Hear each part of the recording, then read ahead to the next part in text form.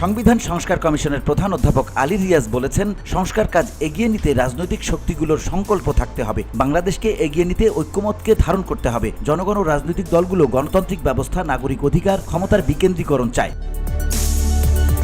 শুক্রবার সকালে রাজধানীর কৃষিবিদ ইনস্টিটিউশনে ফোরাম ফর বাংলাদেশ স্টাডিজ আয়োজিত ঐক্য সংস্কার নির্বাচন শীর্ষক সংলাপে যোগ দিয়ে তিনি এই আহ্বান জানান। আলী রিয়াজ বলেন, শুধু আইন কানুনের সংস্কারই যথেষ্ট নয় এবং ভালো সংবিধান প্রণয়নেই সাংবিধানিক অধিকার নিশ্চিত হবে না। রাজনৈতিক দলগুলোকে এই সংস্কার এগিয়ে নিতে সংকল্প থাকতে হবে বলে মনে করেন তিনি।